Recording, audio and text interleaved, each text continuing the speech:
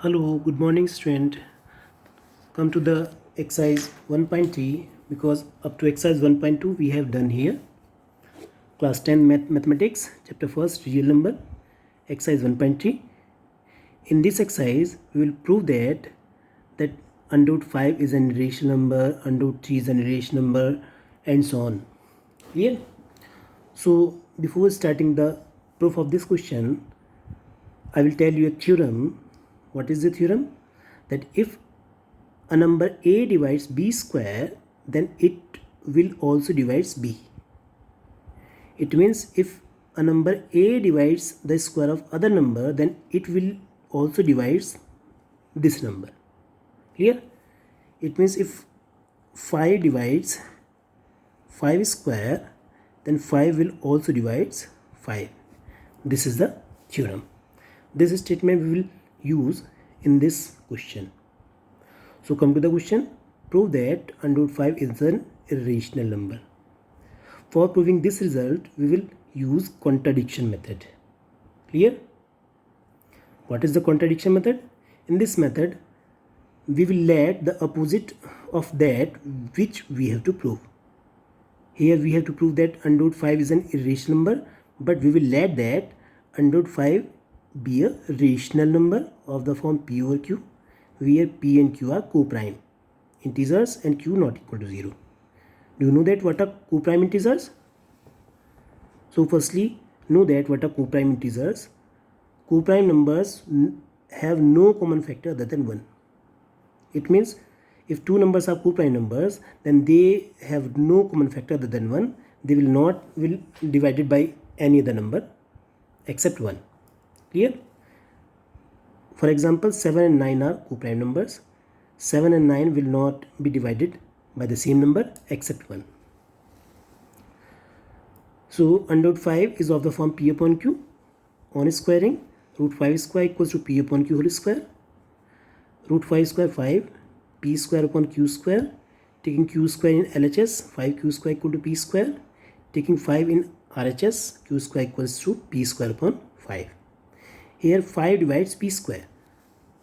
5 divides p square. Then 5 will also divide p by the above theorem, as if a divides b square, then a will also divides b. Clear? When 5 divides p, then 5 will be a factor of p. Because if a number divide other number, then it will be a factor of that number. Clear? This is the second equation. Now 5 is a factor of p, then let p equals to 5k and put it in equation number first. The value of p equals to 5k. So q square equals to 5k whole square over 5. Q square equals to 5 square 25, k square over 5. 5 5 is 25. Q square equals to 5k square. Then 5 will be in LHS. So q square upon 5 equals to k square. Now 5 divides q square. So 5 divides q by the above theorem. When 5 divides q, then 5 is a factor of q. So from equation second and third, we conclude that 5 is a common factor of p and q both, which contradicts the fact that p and q are co-prime. We have let above that p and q are co-prime, but here p and q are not co-prime. They have a common factor 5. Clear? So our assumption is wrong. Assumption that we have let above. Clear? So our assumption is wrong. Our assumption is wrong. Then what is the right? Under root 5 is an irrational number, not rational. Clear? Now come to the next example. Prove that 3 plus 2 root 5 is an irrational number. We will apply here again contradiction method. So let 3 plus 2 root 5 is equals to r is rational. Okay? So on subtracting 3 from both sides, 3 plus 2 root 5 minus 3 equals to r minus 3. This is also rational, because if r is rational and 3 is rational, then difference of 2 rational is also rational. Here 3 and 3 will be cancelled out. So 2 root 5 equals to r minus 3 is rational. Now on dividing by 2 to both sides, 2 root 5 by 2, r minus 3 by 2. Now this is also rational, as quotient of 2 rational is also rational. Here root 5 equals to r minus 3 by 2 is rational. But root 5 is an irrational number, which we have proved above. Okay, under root 5 is an irrational number and r minus 3 by 2 is rational, and an irrational number cannot be equal to rational number, so our assumption is wrong. What is the assumption? That we have let that this is rational, so this is not rational, this is an irrational number. Is it clear? This is exercise 1.3. Three questions are there. Some parts I have told you and 1 or 2 parts you have to do in your homework. Now come to the exercise 1.4. Before starting this exercise, I will tell you a formula. A number in the form of p upon q will be terminating decimal expansion, will have terminating decimal expansion. P upon q will represent terminating decimal expansion if factors of denominator q are in the form of 2 raised to power m into 5 raised to the power n only. Otherwise, it will represent non-terminating repeating decimal expansion. So we'll do a question by using this formula. We have to check that without actually performing long division, we have to check that this number have terminating decimal expansion or non-terminating repeating decimal expansion. So firstly, we will find the prime factorization of 3125 denominator, which is this.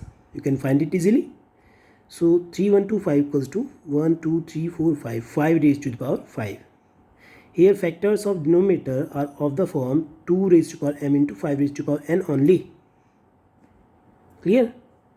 It means 2 raised to power 0, no 2 is here, and 5 raised to power 5. Clear? 2 raised to power 0 into 5 raised to power 5 only. So this will have terminating decimal expansion. If only 5 will come in denominator, then it will have terminating decimal expansion. If only 2 will have in denominator, then it will have terminating decimal expansion. If any other number except 2 and 5, any other number will come in denominator, then it will not have terminating decimal expansion. Clear? So again do a question. What is the question? This is the question. We'll check again that its decimal expansion will be terminating or non-terminating. Here factors of denominator are not of the form 2 raised to power m into 5 raised to power n only, because 7 raised to power 5 is also comes here.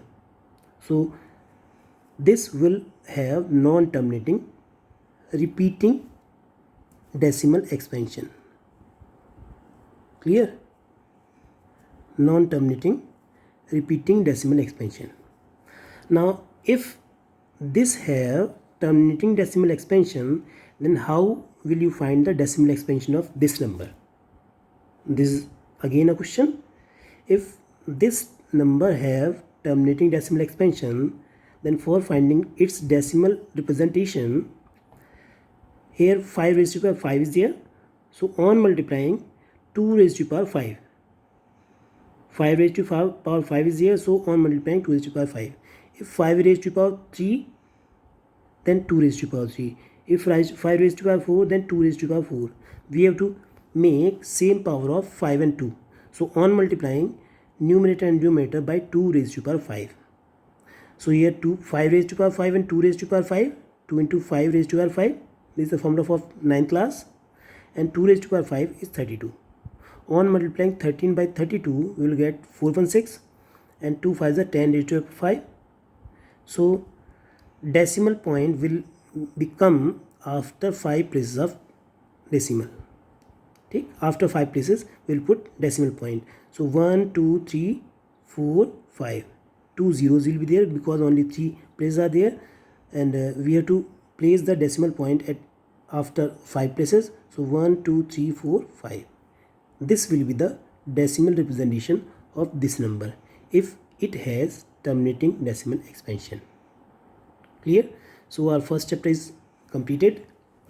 So in our next video we will start our second chapter. Thank you. Have a nice day.